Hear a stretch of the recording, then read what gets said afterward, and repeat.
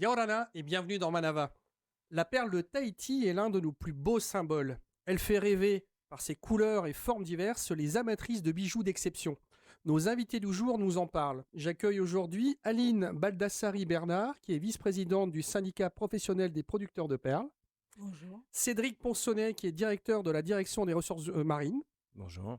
Et Marcel Howard, qui est présidente de la Fédération perlière de Polynésie française et perlicultrice également. Bienvenue à vous trois, ravi de vous accueillir sur ce plateau. Marcel, qu'est-ce qui fait que la perle de Tahiti est si particulière? C'est vrai que c'est une huître qui finalement, on se rend compte, elle est endémique à la Polynésie. C'est une espèce. Il y en a Endémique, ça veut dire qu'elle est propre à chez nous. Oui, elle est propre à la Polynésie. Et c'est sûr qu'on en trouve des spécimens un peu éparpillés, mais nous avons vraiment un bijou, un produit qui... Nous sommes dans le berceau de ce produit.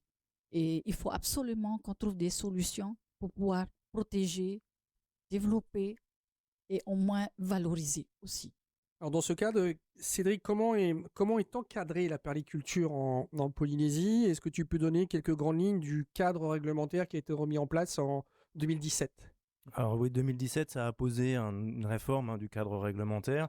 En fait, c'est tous les segments de la filière qui sont encadrés. Par le passé, c'était surtout la réglementation concernait surtout les aspects liés à la commercialisation et quand même relativement moins à la production. Et là, il y a clairement eu un renforcement de la réglementation sur la production. Donc, il faut des autorisations préalables d'exercer les différentes activités. Il faut des autorisations préalables d'occupation du domaine public. Et ensuite, suite à ça, il y a, et ça c'est nouveau notamment depuis 2017, beaucoup d'obligations déclaratives pour le suivi de la production et la transparence de la filière. Ce qui va permettre à la filière de remonter en compétences, en qualité et préparer l'avenir. Oui, ça, Marcel, c'est ce dont tu nous parlais un petit peu. Aline, depuis quand on fait de la perle en Polynésie et comment se sont passées les dernières années? Alors, ça fait au moins presque 50 ans, hein, si je ne me trompe pas. Mais bon, ma mémoire est un petit peu délicate. Hein. Ça fait presque 50 ans et on a eu des heures de gloire.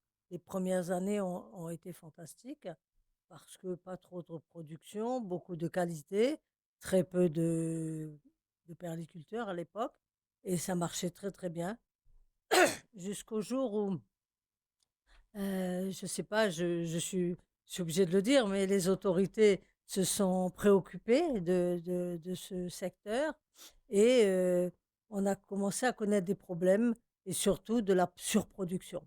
Donc surproduction, ce qui a fait que... Ça fait baisser un peu la qualité? Pardon? Ça a fait baisser un petit peu la qualité? Un petit peu, oui. Et aussi trop de perles et donc l'offre et la demande, eh bien, les prix ont chuté. Enfin, ont chuté. Ont commencé à baisser dramatiquement en quelques années, quoi. Hein, jusqu'à atteindre, avant le Covid, un prix, au Covid, un prix terrible, dérisoire. Alors justement, Marcel, dans le même esprit, comment se porte le marché de la perle en Polynésie en 2023? Et est-ce que tu peux nous expliquer s'il existe un cours du prix de la perle ou comment est-ce que les prix sont fixés, sans être trop technique, bien sûr, hein? Oui, alors je pense qu'on ne peut pas vraiment parler pour 2023 parce qu'il faut qu'on retourne 2022, un peu en arrière. pardon, oui. Donc, il faut qu'on retourne en arrière pour voir. Bon, il ne faut pas oublier non plus qu'on vient de traverser une période de crise. Donc, ça a été un petit peu le déclenchement, la panique, on peut dire, hein, il faut dire ça. Parce qu'il ne faut pas oublier que vers la fin de l'année, il y a quand même nos techniciens greffeurs qui rentrent chez eux. Parce que la majorité des greffeurs viennent de Chine, il faut le dire. Et donc, pendant cette période-là, on s'est retrouvé à court de main-d'œuvre, donc de l'extérieur. Et il fallait faire avec ce qu'on a. Et surtout que les déplacements inter-îles ont été aussi interrompus. Et donc, il y a beaucoup d'îles qui ont été un petit peu oubliées, abandonnées, parce que du fait de toute cette crise-là qui a engendré. Et donc maintenant, aujourd'hui, 3 ans après, il faut remettre tout ça à plat. Mais c'est une bonne chose. Moi, Les greffeurs sont revenus? Non, pas du tout. Tous? Ah non? Non. Parce qu'il ne faut pas oublier maintenant au niveau géopolitique avec ce qui se passe avec l'international. Donc, c'est délicat de faire revenir des étrangers puisqu'il faut les autorisations de l'administration centrale. etc., les permis de séjour, les cartes de Oui, il y a travailler. tout un contexte Voilà. compliqué, on va dire. Voilà. Voilà. Et donc, on s'est rendu compte, finalement, on a eu un manque au niveau de la main-d'œuvre polynésienne. Et ça, c'est un constat indéniable. On avait commencé donc les années 90, il y avait cette école de Rangui qui a été mise en place, mais malheureusement, on a fait venir, bon, je le cache pas, parce qu'on a fait venir des jeunes, des enfants de Tahiti qui ne connaissent pas l'environnement marin. Et donc, c'est important, des enfants qui naissent dans ce milieu, ils savent, ils sont dans leur élément. Et donc, on a bien vu que pendant toute cette période-là, ces jeunes sont rentrés, ils ne reviennent plus. Parce que ce sont des jeunes. Hein, les jeunes, on est En jeunes. clair, ils trouvaient que travailler C'était dans trop les dur Tuamotu, pour c'était eux. trop dur. Voilà. Il faut dire les Ils n'ont choses. pas Hein. été habitués à cet éloignement de la cellule familiale. Et puis, bien sûr, aujourd'hui, il faut trouver des solutions. Donc, les solutions, c'est vrai qu'à un moment donné, l'école était un petit peu oubliée dans les placards, il faut dire ces choses.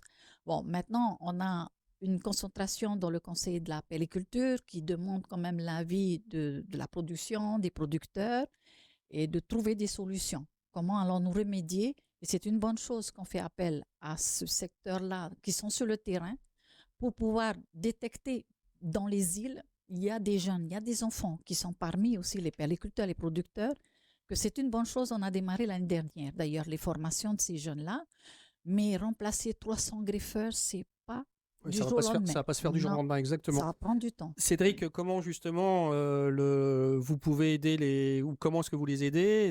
Quelles sont les solutions auxquelles vous avez réfléchi? Parce que je sais que vous en parlez tous ensemble et que c'est des forces communes, on va dire. Oui, effectivement, là, on parlait de la réglementation de 2017 et ça a été cité. Donc aussi, je pense, une des grosses avancées, ça a été de créer le dialogue. On s'était rendu compte que le dialogue était peut-être pas forcément facile entre l'administration et les professionnels. Il était surtout très délicat entre les professionnels entre eux. Et la réglementation, elle crée des comités de gestion qui sont à l'échelle des îles et un conseil de la périculture qui a une dimension un peu plus stratégique. Et donc, toutes ces questions, tous ces débats, ils sont questionnés. Ils sont avec les professionnels. Et après, donc les leviers en fait d'intervention de l'administration. Donc on a cet aspect effectivement réglementaire, donc mettre en place le cadre réglementaire a priori vertueux et son contrôle. Mais on a aussi tout un aspect soutien à l'innovation. Donc il y a beaucoup de programmes de recherche qui sont soutenus. Ça c'est historique, hein, c'est depuis le début de la périculture. Un des gros succès de la périculture en Polynésie française, c'est quand même été de passer de la plonge au collectage. Et ça a été une avancée scientifique. Ensuite, après, il y a eu la greffe. Il faut que tu expliques. Le Entre la collectage. plonge et le collectage. Oui. C'est qu'avant, les premières greffes qu'il y a eu, l'époque pionnière de la périculture, et puis même historique, parce que c'est très ancien, hein, la périculture à l'échelle du monde, se faisait on plongeait pour prendre des stocks de nacre sauvages.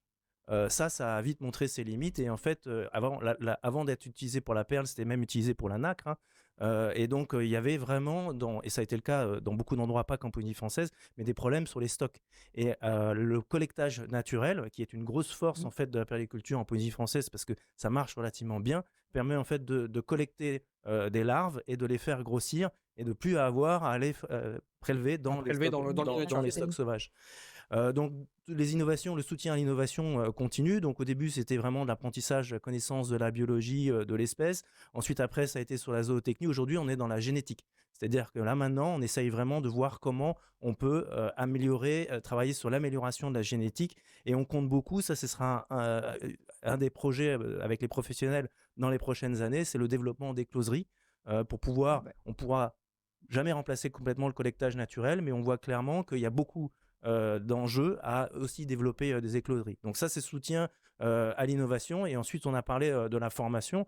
Donc effectivement, dans les années 90, le centre a été créé et il était sous la tutelle de l'administration. Il a eu son utilité au début, mais il s'est pas adapté en fait à l'évolution de quand on était dans une période pionnière, ça pouvait suffire. Ensuite, après, quand on a eu affaire à des professionnels qui étaient formés et qu'il fallait renouveler, là, ça a montré ses limites. Ça a montré ses limites tant sur les formations que sur le mode de sélection. Et donc, c'est pour ça que on est reparti en fait on est en train de réinventer des nouvelles formations sur des cycles beaucoup plus courts. Et comme l'a dit Marcel, cette fois-ci, c'est les fermes qui proposent en fait les personnes qui seront fermées. Et ensuite, après, on a un suivi qui se fait non pas seulement au sein de l'école, mais ensuite après au sein de la ferme. Et ça bénéficie aussi des dernières avancées qu'on a au niveau de la recherche, par exemple sur la greffe, sur les techniques de greffe, avec la possibilité d'avoir des imageries,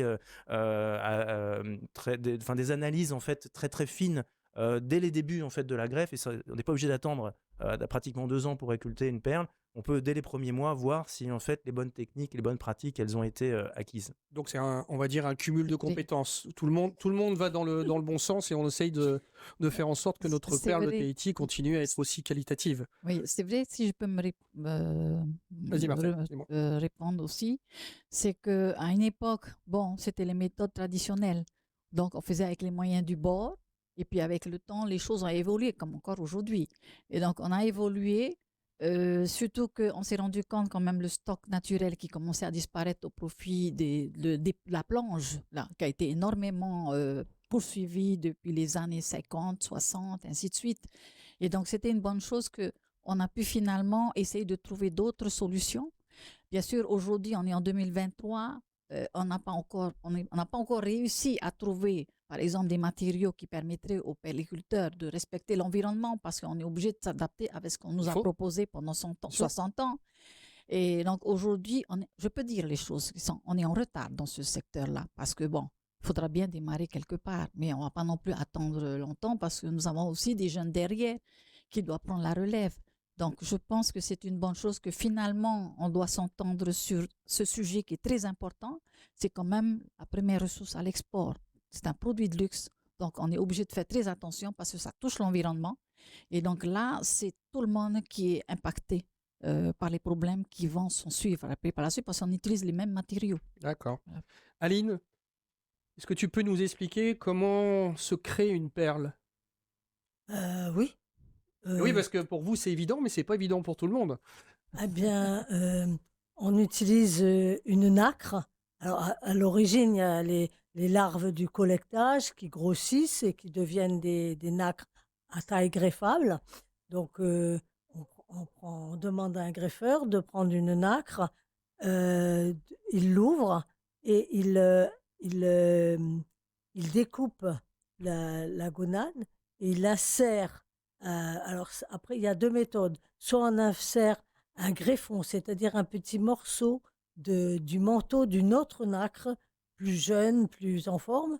Soit on insère d'abord le manteau et après une bille de nacre, une bille de coquillage polie, que l'on met à l'intérieur, que l'on colle, et on referme la nacre et on la remet à l'eau pour, en principe, 18 mois, hein. Logiquement. Hein. Et donc l'huître va sécréter quelque chose autour de... L'huître, alors d'abord, soit elle rejette parce qu'elle n'est pas contente, hein, ça peut arriver, ça ne lui plaît pas, elle rejette le nucléus, donc après on se retrouve soit avec un kéchi, soit avec rien du tout. Soit elle entoure avec... elle fait elle entoure la bille, le nucléus, qu'on appelle le nucléus, de nacre en cercle concentrique au fur et à mesure, donc pendant toutes ces années, pour aboutir à une perle. C'est ce qui fait que la nature va nous donner une telle forme, telle couleur, ou est-ce que c'est vous qui pouvez influer sur la forme, la taille et la couleur? Ou c'est la nature qui décide? La forme, ça dépend du greffeur aussi, s'il est bon, comment il incise, hein, s'il est très précis ou pas, là, pour ça. Mais en fait, ouais, après, c'est l'huître qui décide de la forme qu'elle va donner à sa perle. La couleur, ça vient du manteau, du bout de greffon qu'on va mettre. Si ça a été bien choisi dans la nacre donneuse, on peut choisir la couleur quand même. Enfin, à peu près, hein, c'est pas d'une précision terrible, mais on peut choisir quand même plus clair, plus foncé. On peut choisir dans la partie de la nacre donneuse la meilleure couleur. C'est possible, ça. En fonction du choix des clients, donc qui vont acheter, est-ce qu'il y a des pays qui décident, qui ont plus de sensibilité sur telle couleur ou sur d'autres couleurs à l'export, ou quand vous faites des salons, ce genre de choses? Bon, on parle bien de la perle de Tahiti qui, anciennement, on appelait perle noire. On appelait ça la perle noire. Donc, avant, oui. A priori, les clients, en tous les cas, les plus importants, les Chinois, les Japonais, même les Américains à l'époque, c'était de la perle gris foncé noire. Il fallait qu'elle soit le plus proche du noir possible. Après, avec l'évolution de nos productions, les meilleures, on a sorti des meilleures couleurs. Hein. on a amélioré les couleurs. Donc les gens se sont intéressés, surtout l'Europe, se sont intéressés aux couleurs, à d'autres, plutôt verts, plutôt Plus de diversité sur les voilà, couleurs, plus aubergines, diversifiés. ce genre de Voilà, choses. ce genre de couleurs, ils se sont plus intéressés à ça parce qu'ils sont en bijouterie, c'est les clients. La promotion a fait aussi que les clients ont découvert les différentes couleurs, que la perle, elle n'était pas que noire ou gris foncé, Oui, qu'elle qu'il y avait avait tout plein de un panel couleurs. de Il y avait couleurs. toute une Mm. palette. Les promotions à l'époque du GE Perle ont été faites dans ce sens. Ça fait que les particuliers ont découvert. Et donc, dans les bijouteries, ils recherchaient plus des perles de couleurs différentes. Diverses. Et Voilà. justement, Marcel, comment se fait la promotion alors? Alors, bon, ce qu'il faut comprendre quand même, que, comme elle expliquait Madame Baldassari, la greffe d'une huître, quand même, on doit sacrifier une huître donneuse pour une huître porteuse. Donc, c'est tout là le travail du technicien, à faire un bon choix. On ne peut pas contrôler. C'est pour ça qu'on appelle l'appel de culture à Tahiti. Hein. Ce ne sont pas des pelles naturelles. Et donc, à partir de là, selon que le technicien, il a le doigté, il a le coup d'œil, donc il peut trier les Ouais, c'est ce huîtres que disait Aline, donneuses. il y a un Voilà. savoir-faire, il y a une qualité du Voilà. greffeur aussi. Donc, il peut faire un choix. Mais après, c'est une technicité, après, à la fin, une expérience sur le résultat final de sa greffe. Oui, oui, il y a un vrai savoir-faire. Ah oui, Alors, oui. en termes Derrière, de promotion, comment est-ce que ça fonctionne? Comment alors, est-ce qu'on fait parler euh, de cette perle de Tahiti à l'extérieur? Alors, c'est vrai qu'il y a eu plusieurs promotions enfin, qui ont été engagées depuis les années passées. Et comme nous aussi, de notre côté, nous étions déplacés sur l'international pour essayer de travailler directement auprès d'un groupement de professionnels de la joaillerie, la bijouterie, pour voir un petit peu les tendances, les demandes qu'ils ont. Parce que c'est vrai, nous ne sommes pas les seuls pays qui produisent des pelles, parce qu'il y a des pelles sur la planète. Hein. Il y a des pelles blanches, il y a des dorées. Même Fidji produit les mêmes espèces qu'on appelle autrement. Il y a les Philippines, les dorées, etc. Et donc, nous, on a notre place. On peut, parce qu'on l'a prouvé. Mais simplement, il faut qu'on soit organisé à notre niveau dans la production. Il faut qu'on fasse... Aujourd'hui, on est parti sur le développement durable. Donc, c'est la sustainabilité, c'est-à-dire des producteurs qui respectent l'environnement. Et donc, Ce qui est un petit peu dans le, on va dire, enfin pas dans l'air du temps, mais c'est une réalité. oui, Et l'ensemble, on fait régulièrement des émissions et la Polynésie tend vers ça. Et c'est une bonne chose. effectivement, oui. On montre qu'on est responsable et on voit que le sujet est vraiment, c'est plus hypothétique, c'est la réalité et on est en train de mettre les choses en place. Et comme tu l'as dit fort justement, Marcel, tout à l'heure, la génération suivante va être prête et sera habituée à tout ça. Aline, quels sont nos concurrents? On parle de la perle de Tahiti et on cumule deux choses, c'est Perle Noire et Tahiti, donc c'est deux noms très forts sur l'extérieur de la Polynésie, mais est-ce qu'on a des concurrents en face à l'export? Est-ce que tu parlais de... Marcel, tu as parlé de Fidji, mais est-ce que tu peux nous citer d'autres pays qui produisent le même style de produit? Bah, les Chinois, ils produisent leur propre perle, bon, qui est petite et blanche, mais bien elle ait beaucoup chuté ces dernières années, elle existe encore, hein, et elle est vendue, parce qu'elle est vendue pour 3 francs 6 sous. Hein. Il y a le Japon. Bon, le Japon, c'est pareil, ils ont été les rois de la perle à l'époque, et puis de la même façon, ils sont tombés. Ils sont tombés, ils ont pris des décisions qui ont fait que ça a bien moins marché. Mais apparemment, ils continuent à en produire quand même, et elles sont à un prix pour eux raisonnable, quoi. Hein. Il y a l'Australie qui fait de belles perles aussi. Il y a l'Indonésie. Philippines, Indonésie, Myanmar. On a plein de petits pays, mais ce sont des perles de couleur autre, à tendance blanche. Plutôt blanche, Plutôt dorée. blanche, Rosé. un peu dorée, Voilà, enfin ouais. ça dépend de Oui, quel ça pays. dépend de quel pays. Blanche dorée, mais des perles noires, entre guillemets, il n'y en a pas. Il y a une île au Japon, il y a très peu, il y a Oui, ça reste des quand même une spécificité et un vrai locales. savoir-faire local. Voilà. Et puis, elle est naturelle. Et on n'a pas encore Couleur. prononcé le mot, mais notre perle est de couleur naturelle. Et ça, c'est le point fort, c'est le point caractéristique et fort de notre perle, c'est que la couleur, elle est naturelle. On trouve des perles noires ailleurs, mais elles sont teintées. Elles sont teintées par la Chine, le Japon, etc. Mais ce sont des, entre guillemets, des fausses perles, quoi. Hein, des Donc, fausses perles noires. Imitation. on a Donc, une vraie qualité et un vrai savoir-faire à voilà, Tahiti, en avec cette, Polynésie. voilà. Oui. Donc, il est important de continuer dans ce domaine. Je voudrais dire un petit quelque chose, c'est concernant les nacres. Euh, on a eu récemment une pénurie de nacre. Hein. Je le dis à notre directeur, mais il le sait probablement. Il y a eu une pénurie de nacre. Alors déjà, on a eu le problème du Covid. Hein. Mmh. On va revenir là-dessus. Plus de greffeurs, ils n'en peuvent plus venir. Plus d'acheteurs, il n'y avait pas de vol. Donc, on a eu des moments en 2 années très, très difficiles. Et puis bon, là, ça va un petit peu mieux. Les vols sont rétablis, les clients reviennent un peu. Mais il n'y a toujours pas de greffeur. Hein, il y a encore des gros soucis de formalité. Donc ça, c'est grave. Il faut y songer rapidement. Et en plus, on a eu donc la pénurie de NAC. Donc, je voudrais dire que ça a permis il y a eu moins de production, hein, moins de greffeurs, moins de NAC, moins de production, ce qui a permis, il faut le dire, de gonfler le prix de la perle récemment. Ces derniers mois, le prix de la perle a augmenté. Bon, je ne vais pas dire que c'est rien par rapport à ce que ça a pu être, mais c'est une progression, c'est déjà quelque chose. Alors, est-ce que c'est le résultat de tout ce qui est entrepris, de mieux contrôler les producteurs et tout ça? Est-ce que c'est le résultat de tout ça? Je ne suis pas capable de le dire. Mais en tous les cas, il faut continuer dans ce sens-là. Il ne faut pas oublier que ce n'est pas le pays qui va mener la perliculture, c'est l'offre et la demande. Oui, oui, On est dans du il y a commerce. une réalité Hein. commerciale, La exactement. Ouais. perle, elle finit en bijoux. Elle finit pas stockée dans un coffre. Elle peut pas, elle s'abîme. Hein.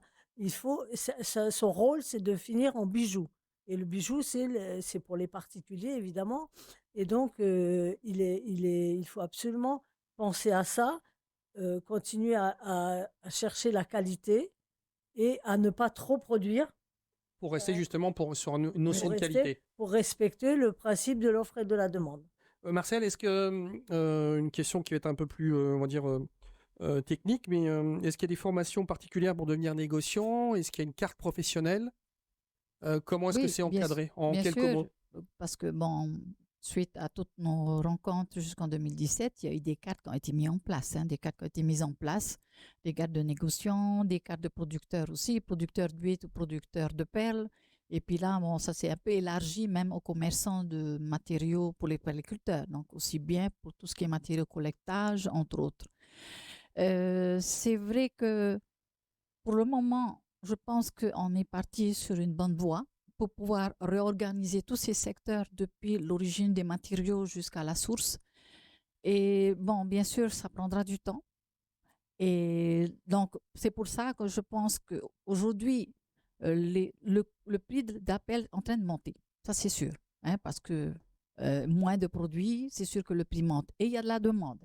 Parce qu'il y a des gens qui appellent pour demander. Et donc, on ne peut pas aller trop vite non plus. Parce que d'abord, pour nous autres, les petits et moyens perliculteurs, comme elle disait Aline, on a un problème dans nos îles au niveau de la production d'huîtres perlières. Nous avons moins d'huîtres, bon, comme M. Posney qui parlait tout à l'heure, qu'il faudrait peut-être aussi penser à mettre en place des éclosions. Il y en a un dans Fakarava, mais ce ne sera pas suffisant. Oui, on en a parlé, mais l'idée aussi, c'est peut-être, et Cédric, je vais me tourner vers toi, c'est que si des jeunes gens, parce que tu en parlais aussi Marcel et Aline, si des jeunes gens sont intéressés, puisqu'il y a une pénurie de main-d'œuvre et de main-d'œuvre qualitative et qualifiée, comment est-ce qu'ils peuvent le faire? Vers qui ils peuvent se tourner? Vers vous pour être formés, ensuite pour être orientés vers les perliculteurs? Alors oui, ils peuvent toujours, de toute façon, nous on peut être le point d'entrée pour tous les porteurs de projets. Alors après, il faut savoir qu'effectivement, en ce moment, on est dans une phase où en fait, on n'est pas en phase d'expansion de la filière. Il y a eu un gel des surfaces, il y a des quotas sur les producteurs. Donc l'idée n'est pas de faire venir beaucoup de nouveaux. Par contre, clairement, il y a un renouvellement à faire. Ouais. Il faut renforcer aussi un peu l'emploi. Et donc, c'était toute la question en fait des formations. C'est qu'aujourd'hui, un demandeur, un producteur, il va avoir une formation vraiment de base, très basique, pour être sûr en fait qu'il a les fondamentaux qui va lui être donné par la direction des ressources marines. Ensuite, après, on a les formations dont on a parlé, par exemple, mais très spécifiques sur le greffeur, qui sont des nouveaux modules qu'on est en train de mettre en place. Donc, on peut envisager éventuellement de compléter avec d'autres types de formations. Mais là, ça va être un travail qu'il faut qu'on fasse avec le Conseil de la périculture pour identifier en amont de quoi on parle comme Ouais, voilà. formation et De qu'est-ce qu'il y concert, a. vous allez identifier les choses Voilà. et avancer. Ben, on en sait. Mais maintenant, comme ça, on en sait un petit peu plus sur cette perle de C'est vrai qu'il y a Tahiti. formation aussi. Il n'y a pas que la formation sur la greffe technique. Il y a les formations sur la gestion des fermes aussi. Il y a les formations de pilotes de bateaux et tout ben, ça. Marcel, Il y a des métiers. Marcel, Il y en a à ça créer. nous donnera l'occasion de faire d'autres émissions puisque le sujet est complexe, très intéressant. Vos réponses nous ont permis de comprendre un petit peu justement ce monde qui est la perle de Tahiti. Et puis, on aura l'occasion de retraiter le sujet de façon un peu plus approfondie. Et on sera ravis de vous accueillir à nouveau sur ce plateau. Merci d'avoir répondu à mes questions. Cette émission sera en replay sur le site de TNTV. Bonne fin de journée avec TNTV.